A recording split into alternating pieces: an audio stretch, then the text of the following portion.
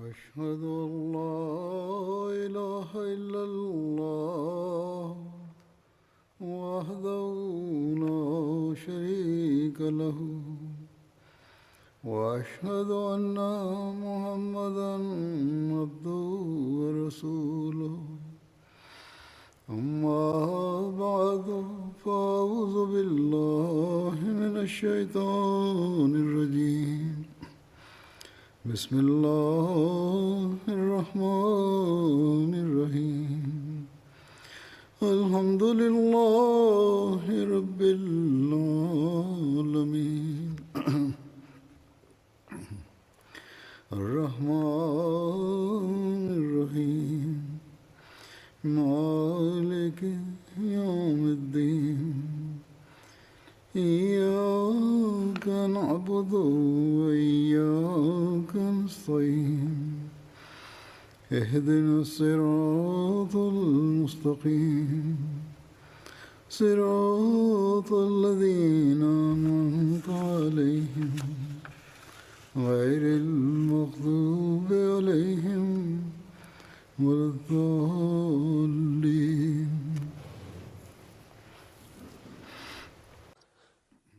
Хазрат Умар разияллаху таала анху как стана мъченик, миналия път разказах за това. Има няколко още неща, които ще ги разказвам, които разказах от традиция Сахих Бухари. Това знаехме, когато нападнал на Хазрат Умар, тогава фаджр молитва се молиха.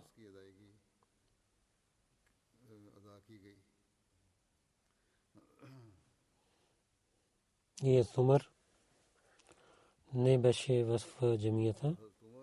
В другите традиция пише, че веднага докараха на Умар в къщата и там се след това молиха, както Илама Ибн Хаджар, тълкуване на Сахих Бухари, разказвайки другата традиция. Под тази традиция пише, че Хазрат Ибн Аббас каза, че кръвта на Умар течеше много и той препадна и аз вдигнах на него с другите хора и докарахме на него от него къща. Той беше препаднал, докато че сутрин излиза, когато той се събуди, той гледайки на нас каза, дали хората се молиха? Аз казах да. Тогава той каза, че той няма ислам, който изостави молитвата. Тогава той прави вузу и се моли молитвата. Табкатул Кубра същото пише, че докараха на Умар в къщата му и Абдурахман бин Ауф води молитвата. И също така пише, че Абдурахман най-кратките глави от Корана вал аср и инна атайна кал каусар чел и вал аср или кул я аyyuhal кафирун, тези две глави той рецитирал. Обясна за Умар в Табкатул Кубра пише, когато човек напада на Умар, той каза на Абдулла бин Аббас, отивай и гледай кой опитва да убива на мен. Аз Абдулла бин Аббас каза, аз се излязох и отворих вратата и гледах хора се събираха, които не знаеха как е Умар. Аз питах, кой удари на Хазрат Умар, врагта на Бога Абу Лулу, който е слуга на Мугира бин Шуба, когато и така той бива себе си със същия нож.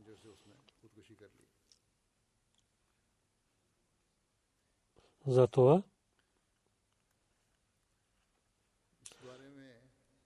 че дали е Умар разтър, че това беше раздор, някои пишат,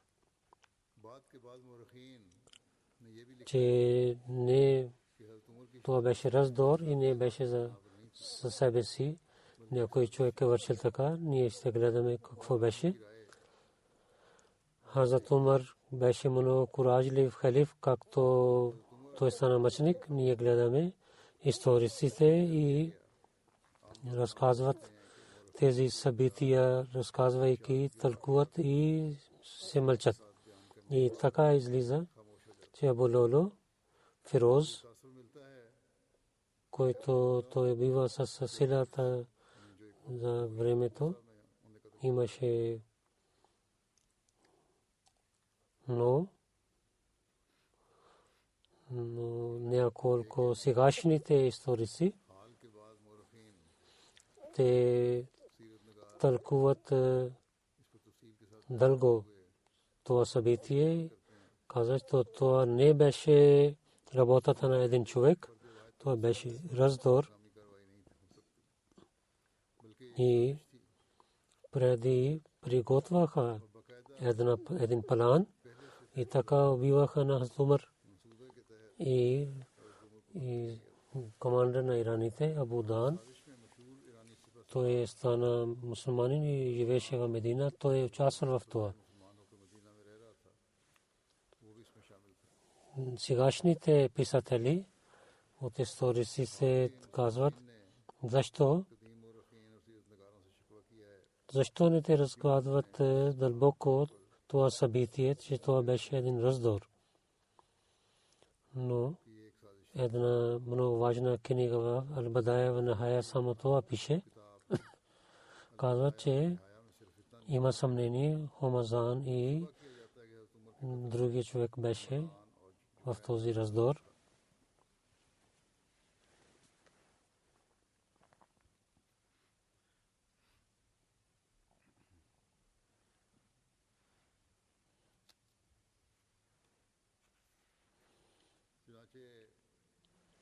И писател живота на Умар казва, че това беше конспирация.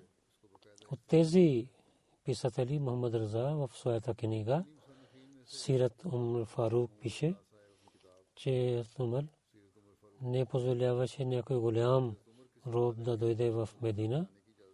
Аз Мугира бин Шаба Вали Куфа пише едно писмо, че той има едно слуга, който много е умен и че той иска позволение той да дойде в Медина. И Мугира бин Шаба каза, че той знае много работи, които има полза за хората. Той работи железната работа и другите. Атумар пише писмо на Мугира и позволява на него, че той изпрати да го изпрати в Медина. Каза, че 100 дирхами такс той дойде при Умар и каза, че много е такса. На Умар питал, че кой си ти? Какви работи ти мога да си вършиш? Той каза работи, който беше много опитан човек. Аз Умар каза, че за твоята работа това не е голям текст за теб. И така той се ядосва от Умар и се върна. Аз Умар същия роб и преминава от него. Аз Умар вика на него и каза, аз имам новина, че ти правиш мелница, който с въздуха работи. Той се обърна към Умар и каза, и аз ще правя такава мелница, че хора ще хвалят. Когато се обърна, Умар на своите приятели каза, този роб каза строги думи на мене. Абу Луа, той скриваше един нож и той имаше. И така той напада на Умар, както разказах в случката. Една рана беше долу до корема. Абу Лулу имаше омраза, защото арабите победиха неговото място и той беше роб и него саре излиза от него земя. Когато той гледаше някой дете, пленник, той май се главата им плаче, казаха, че арабите възеха моите деца. Когато Абу Луле решава да убива на Умар, той прави такъв нож, който бяха двете страни беше много. Това Абу Зан каза, какво казваш за това нож? Той каза, че на когото ще нападнеш, ще убиваш на него. Омазан беше командир на фарсите. Мусулмани взеха на Тустур и изпратиха на него в Медина. Когато гледа на Умар, той питал, и къде са неговите пазители, както преди разказах. Последователите казаха, че той няма защитници, никой сектори, нито има. Той щеше да е пророк, така той стана мусулманин. И Умар 2000 каза, и той живееше в Медина. Табкат ибн Саад има една традиция, че Абдурахман гледа този нож, с който правиха мъченик на Умар. Омазан и Джуфена при тях гледах. Аз питах, че вие какво вършите този нож? Двама казаха, че ние режеме месо, защото ние не докосваме на месо. Това Абдулла бин Умар питал на Абдурахман, дали вие гледахте този нож при двама? Да. Това Абдулла бин Умар взе сабията си, отиде при и убива на двама. Усман извика на Абдулла, когато дойде при него, питал, че защо ти си убил на тези двама, че ние защитихме на тях. Абдулла и взе на Усман и падна на него на Усман. И хората пазиха на Усман от Абдулла, когато Усман вика на него.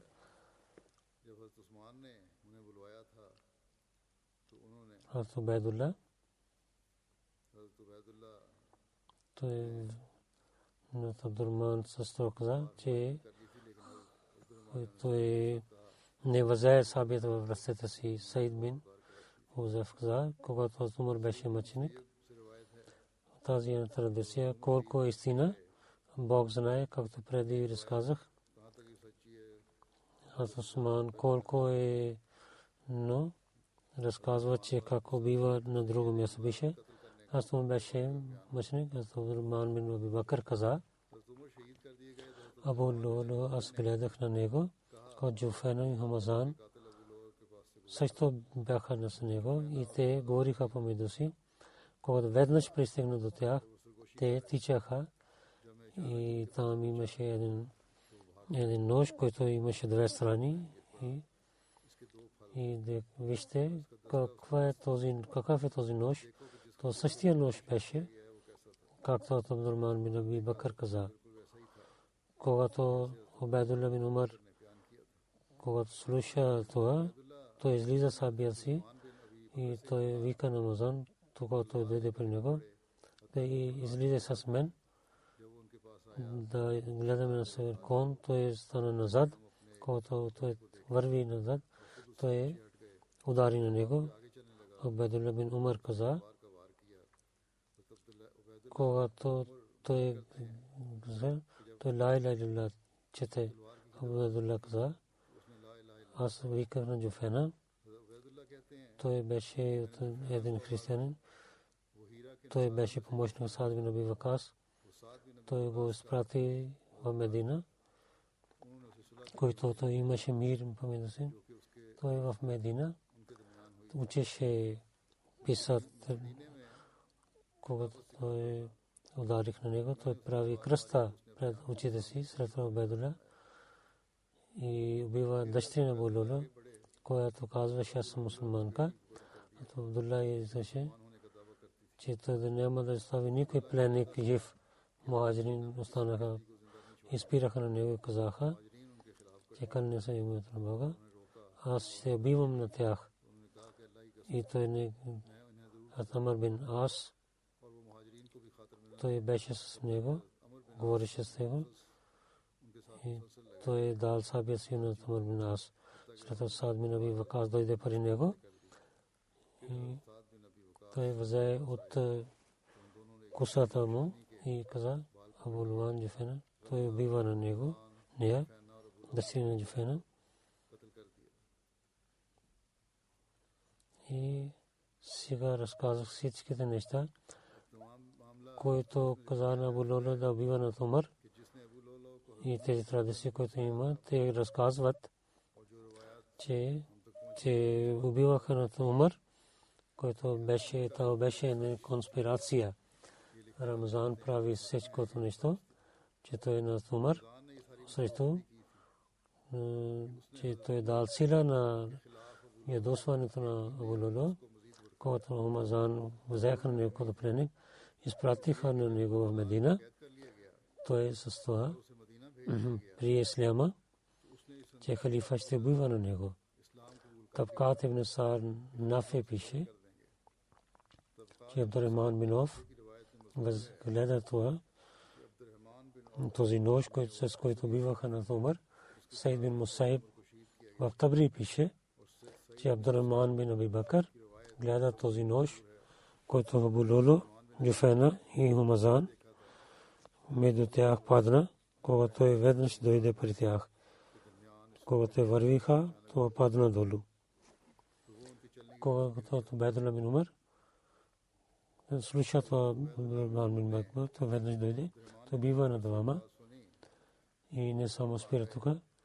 И той дъщеря на Абу Лула също убива. Този нож, който Абдурахман бин Аби Бакър каза, същия беше, чрез който убиваха на Умар, чрез който Умар стана мъченик. Хумазан Джуфена Убайда не върши тази работа бързо, стеше,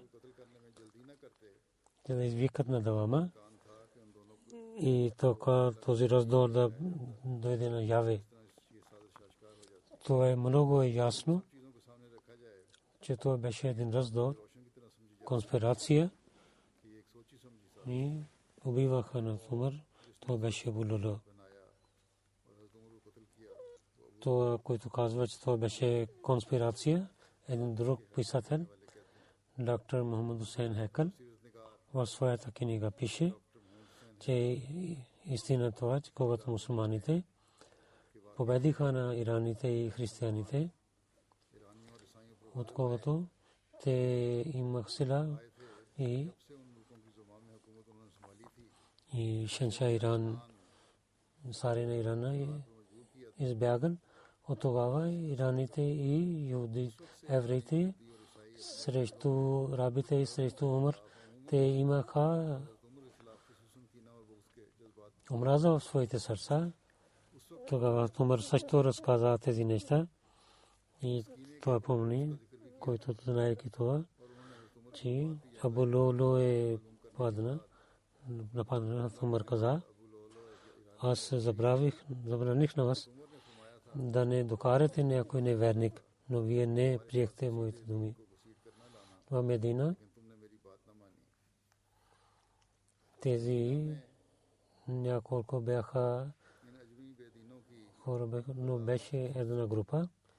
Техните сърца бяха изпълнени от омразата. И кой знае, може би тези хора правиха раздор и Абу Лула беше една част от това, и който тези враговете на исляма правиха срещу исляма, за който те мислиха, че така арабите ще разпространяват и мусулман няма да мислят. И синовете на Умар искаха да знаят. Те искаха да знаят в истина. Ако Абу Лула не убиваше себе си, но той убива себе си и той отиде в гроба с този. И няма друго нещо да знаят това скрито нещо. След това този историк пише, това беше конспирация беше или не. Тогава една глава да знае да истината и да показва, че това беше конспирация, когато Абдурман гледа този нож, с който Тумас стана мъченик, каза, че Хумазан и Джуфена при тях да гледа този нож. Пита какво прави, това каза, месо ще правим, защото ние докосваме месо с ръцете си. Абдурман бин Аби Бакр каза, че аз отидох до Джуфен и Хумазан бяха с него и те говориха тихо помежду си. Аз пристигна при тях и те тичаха. Един нож падна, който имаше същия нож. И вижте какъв е този нож, с който стана мъченик. Същия нож беше, който Абдуррахман бин Аби Бакр каза. Тогава няма съмнение, този писател беше, те двама за истинските свидетели, най-хубави свидетели, и те свидетелстват този нож, с който Тумас стана мъченик, това беше Хумазан Джуфена. Един свидетел каза, че преди те правих разговор и двама свидетели казват на този нощ пред в сутрин нападнаха на Умар. Има съмнение, че Амирул Муминин, че срещу него беше конспирация, но също така може да стане, че другите народи могат да имат вътре, на които мусулманите победиха. Ато Убайдулла бин Умар, на Абдуррахман бин Ауф, неговите думи и свидетел на Абдуррахман бин Аби Бакр. И всичко стана, кръвта в неговите очи, това остана в неговото сърце, че в Медина всичките чужденци са вътре. И той веднага взе сабията си. Най-първо Хумазан и Джуфена убива на тях. В традиция пише Хумазан, то вика Хумазан, който излиза навън, каза, ела с мен и гледай на моя кон и стана зад него, когато той преминава и удари сабия него. И на него гледа, той каза, ла иляха илlallah. И там той падна. В традиция пише Абдулла бин Умар каза, синът на Умар. След това аз извикам Джуфена. Той беше един християнин от Ира и беше брат на Саад бин Вакас. И Саад докара него в Медина, където той учеше на хората. Когато ударих Саад бин него, той пред очите си прави кръста. Другия брат Абдулла, той също беше ядосен и най-повече Мумин Хафса разилата анха, тия се ядосваше, каквото те вършиха. Не беше от закона, никой човек няма сила, че себе си да вземе отмъщение и да вземе своя част и решението пророк Салесалам и след него Салесалам, неговите халифи, Резвануллах алейхим, беше за тях. Те решават с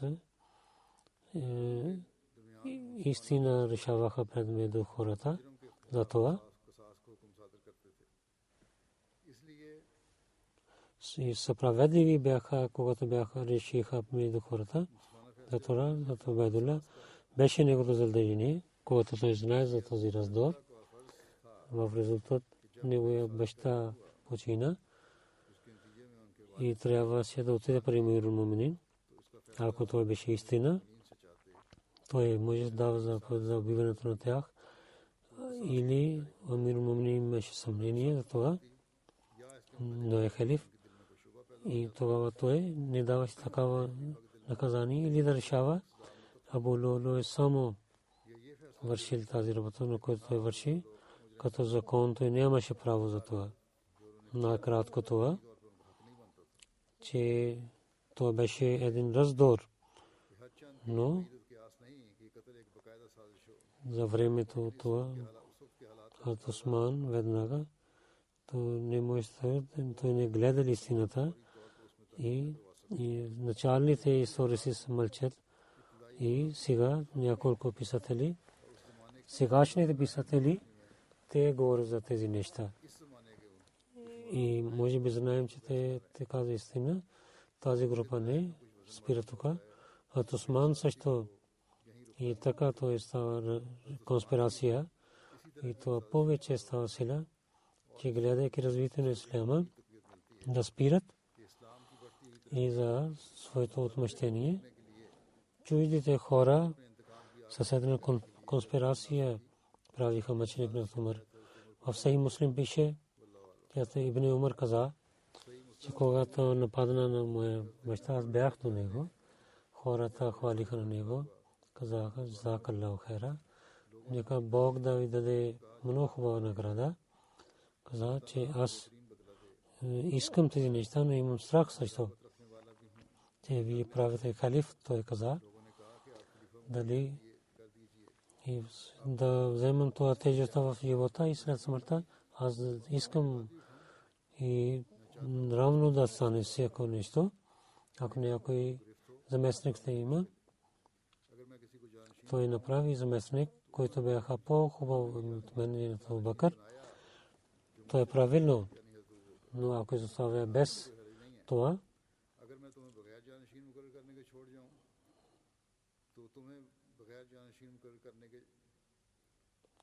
той остави, че който по-хубав беше, другия пример. Пророк саллаллаху алейхи ва саллям беше, че той не прави на някой халиф след себе си. Абдулла каза, когато разказа аз усликрим се, аз знаех, че той няма да прави наследник и заместник халиф след себе си. В Сахих Муслим пише от Умар, той каза, аз отидох при Хафса, тя каза, ти знаеш, това баща няма да прави на някой заместник, аз казвам, той няма да прави така. Хафса каза, той така ще прави. Аз се кърник. А пак ще говоря с Умар. И аз мълчах до сутрин и не говорих с него. И аз бях така. Заради клетвата си ще нося. И Умар пита за мен. И каза,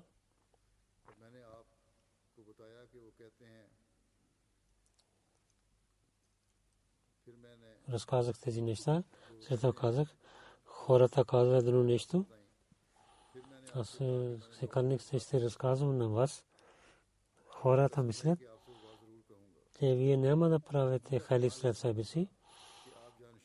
Ако някой ще вземе на вашите камили и той да дойде при вас и да ги състави, и вие гледате, той изостави.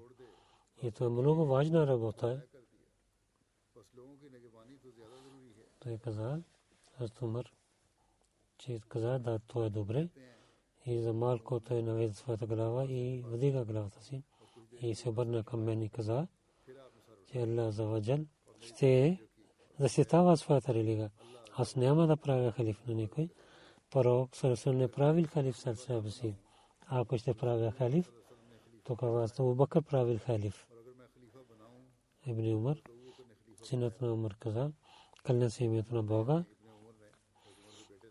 От Умар и Абу Бакър за него каза, аз разбрах, че той няма да прави до пророка съвсем. Той няма да прави халиф след себе си. Хазрат бин Махрама каза, когато Умар стана ранен, той имаше много болка. Аз Ибн Умар каза и каза на него, Амир ал-Муминин, ако така е, тогава вие бяхте при пророка съвсем и много добър бяхте с него. И така вие заставихте на него, че пророк беше много радостен от вас. След това с Абу Бакър вие бяхте и с много добър начин участвах с него. И така разделихте от него, че той беше радостен от вас. След това вие бяхте с последователите и с много добър начин бяхте с него. И ако вие ще отидете, че те да се радват от вас. Аз Умар каза, че ти разказваш, че пророк беше много радостен от мен. То е благословието на Бога, което прави за мен, за който Абу Бакър и за неговата радост каза. Това също е благословието на Бога, който той е дал на мен, като той гледа, че той е за теб и твоите приятели. Имам притеснение. Не се притеснени, нямам за себе си, къде си името на Бога. Ако имам злато до земята, аз ще дам по пътя на Бога, няма да имам наказание. Преди това да гледам това наказание. Муслим Ауд разилата ранху вала юбадиланнахум мин баъди хауфихим амна, разказвайки, тълкувайки този стих.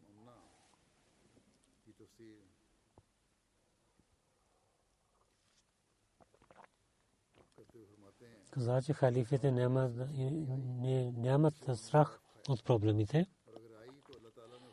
Наистина това стана мъченик, но когато гледаме събитията, знаем, че Умар нямаше страх да стане мъченик. Той много се моли за това. О, мой Бог, аз да стана мъченик и в Медина да стана мъченик. И този срок, целия живот, така се молеше. О, мой Бог, аз искам да стана мъченик. Как може да казваме, че той имаше страх? Но той не имаше мир, наистина. Аз Умар имаше страх. След това той стана мъченик. Може да казваме, че Бог не промени неговия страх. Но той се молеше, о, мой Бог, аз да стана мъченик в Медина. И това стана истина, че той нямаше страх от да стане мъченик. Той се молеше за това. Бог приел неговите молитви, то знаем, че под този стих той нямаше страх, който имаше в неговото сърце. Както ви разказах в този стих, пише, че халифите да имат страх, то няма да стане така. И това е обещанието на Бога, че техният страх стане в мира, когато няма страх, и да мисля, че това е уважение за нас, да казваме, че това е без страх. И защо нямаше мир, то трябва да разбираме тази точка. Каза, че аз, когато съм четох тази молитва, това означаваше, че врагове да паднат на Медина и толкова силно да нападнат, че всички мусулмани да нарушават и те пристигнат до халифа и да той да стане мъченик. Но Бог приел молитвата на Умар и така направи, с който ислам има уважение. Затова, освен това, че в Медина да има един лош човек стана в Медина и той с нож прави мъченик на него. За свобода за пленниците и робите с Муслим Ауд, разказвайки как стана мъченик и разказва за тази тема. Първо да това, че да свободите на робите без парите и такса. Ако няма стане така, тогава вземайки такса да ги свободите. Ако ще остане някой човек, който не може да даде пари, че държавата трябва да помогне на него, от което той народ.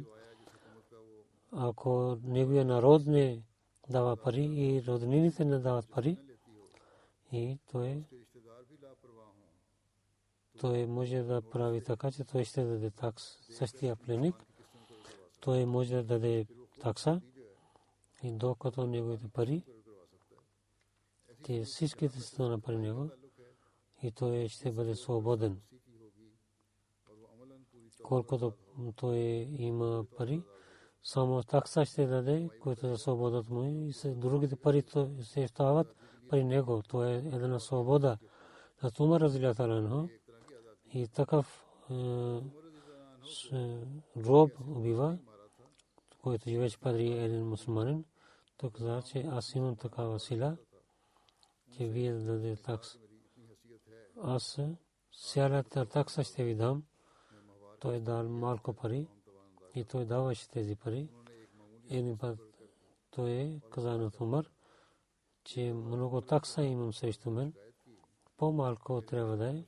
Аз Умар и каза, че знае колко такса той дава. Много пари той има. На Умар разилата на гледайки това каза, че човек, който има толкова пари, това такса е много малка. Не мога да намалявам повече. И така той много си ядосва. Той мисли, че аз съм от Ирана. Затова така решават срещу мен. И той е рабин, затова има това решение. Той се ядосвайки с ноша нападна и така му стана мъченик. Муслим Мауд повече каза, в света две неща човек заради това лъже и за ядосване, за омраза или за обичта. И омраза има за малките неща. Гледате случката на това за малки неща, колко той има омраза, колко голяма вреда има за исляма. Аз мисля, че до сега имаме това действа по времето на Умар. Едно дойде човек и роб много имаше пари, но малко даваше на Умар каза на този роб, дай повече пари. Той беше опитан човек и опитан човек беше. Той правеше мелница и така имаше много пари. 3,5 анеща има да даваш на своя малик. И той мисля, че Умар не решил както трябва. Затова той омраза има срещу един път. И каза, че прави мелница, че такава ще бъде, който много ще работи. Някой каза,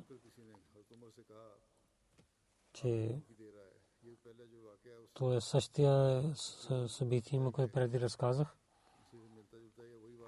На същия роб, че неговите думи не разказват. Той каза, че той така каза. Един път Умар четеше, се молеше и той убива на Умар разитана ноша си. Муслим Мауд пише, Умар, който беше царе на милиони хора, който беше царе на много народи, който беше най-хубавия. Убиваха на 3,5 не, но хора, които имат омраза, заради 3 или 2 дреми не гледат, те само те имат омраза за себе си. Те не гледат това за нас и на другото какъв резултат ще има.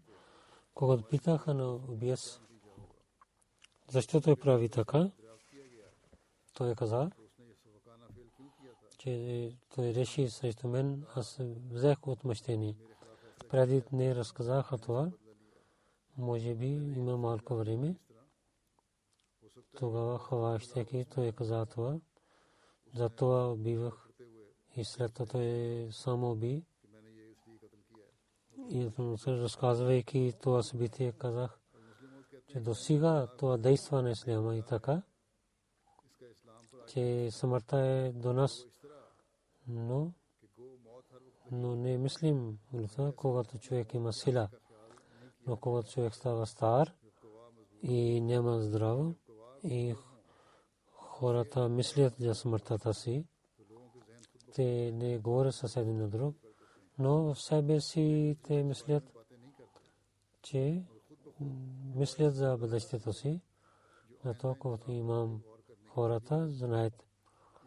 Умар беше здрав, той беше 63 годишен, но последователи нямаха, че Умар бързо ще остави този свят. И затова те не знаеха за бъдещето си, че веднъж Умар почина. Тогава група не беше готова да приеме друга имам. това стана така. Тият Усман, че хората нямаха обич, който трябваше. Затова ислям стана много слаб и по времето на Али стана повече слаб, който раздори имаха след това, че може би това така стана. По времето на раздор някои хора трябва да остават за по времето на молитва, да защитават. Аз муслим Мауд разитали това каза. Затова, разказвайки за Умар, за него каза, че Коран дал заповед за защита от мусулманите. Половин трябва да стават. Това е по времето на война, когато защитават на една група. Но може да вземаме от тази точка за малки раздор някои хора се стоят по времето на молитва да пазят. Това е много хубаво. Това е задължително да прави така. По времето на война, ако от 1500 ще стоят за малкия раздор, 5-10 няма да стоят за защита. Казваме, че нямаме такава страх, това не е истина. С Умар какво стана? Той се молеше. Мусулманите също се молиха. Един лошия човек така мисли.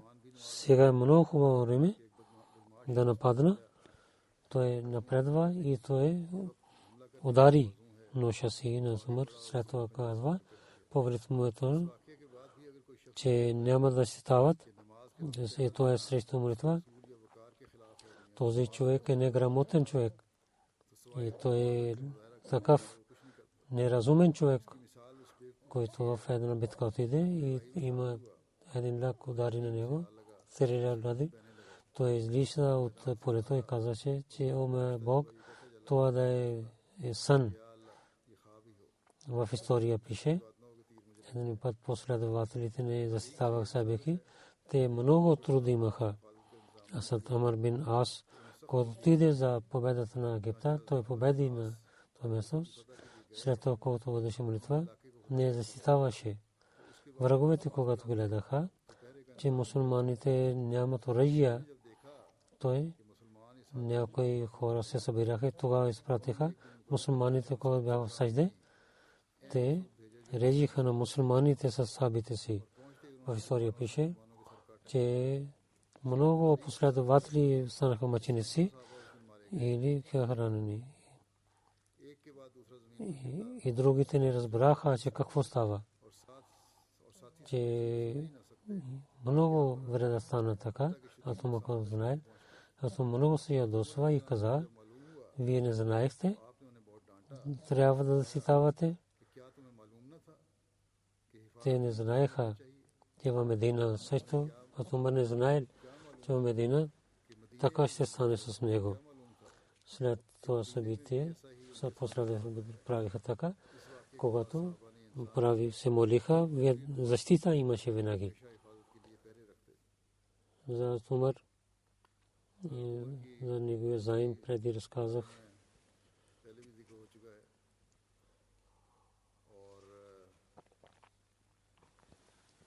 Той питали за казана своя син. Той казана своя син, Абдулла бин Умар. Виж колко заем аз имам, той гледал. 86,000 дирхама. Каза, че Абдулла, ако парите имаш от народа на Умар, дай то, ако не е достатъчен, това Бану Ади бин Кааб взе, ако то не достане, тогава от Курешите да вземеш. И освен това няма да казва на другите. Последователи знаеха, че най-скромен човек толкова парите не харчи за себе си, те знаеха тези пари. Той е дал на бедните хора. Така той взел толкова заем. Като Абдурахман бин Ауф каза на Умар, че от Бейтул Мал защо не ми давате тези пари? Като Умар каза, че искам прошка от Бога, искам да вие и вашите приятели, че ние оставихме света на Умар. Вие така ще кажете, но след мен да има такъв проблем, че аз няма да имам спасание от това. След това Умар каза на своя син Абдулла бин Умар, че вземе това задължение. Той взе това задължение. Но Умар не беше погребен, че неговия син от комисията и те станаха свидетели, че той ще даде този заем. И след погребение на Умар до петък от Абдулла бин Умар вземайки пари, отиде пари от Усман и пред някои свидетели дал тези пари на Усман. И в друга традиция за този наем пише заем, когато приближава времето на той вика на Хафса и Абдулла, че аз имам заем да давам и искам да срещна при отивам при Аллах, че аз няма да имам заем. И вие трябва да давате, да продавате тази къща, ако и пари трябва да тук взете от Бануди, ако пак трябва да от Курешите, отивате, освен тях не. От Абдулла Умар след смъртта отиде в Мавия и той купи къщата на Умар на Казака, Дарул Каза. Той продава тази къща и дава пари на Умар. Дарул Каза, Каза е Дене Умар, хората казаха тази къща, чрез който даваха заим на Хазрат Умар разилата анху. Това ще продължавам тази тема следващия път, иншаллах, повече ще разказвам.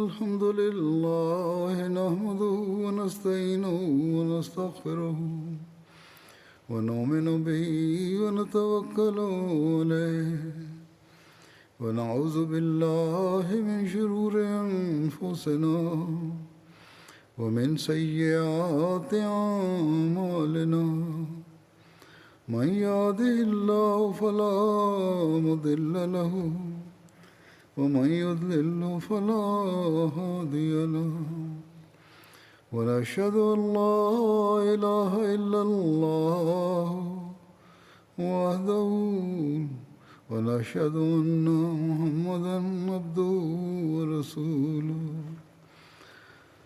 عباد الله رحمكم الله إن الله يأمر بالعدل والإحسان وإيتاء ذي القربى وينهى عن الفحشاء والمنكر والبغي يعظكم لعلكم تذكرون اذكروا الله يذكركم وادعوه يستجب لكم ولذكر الله أكبر.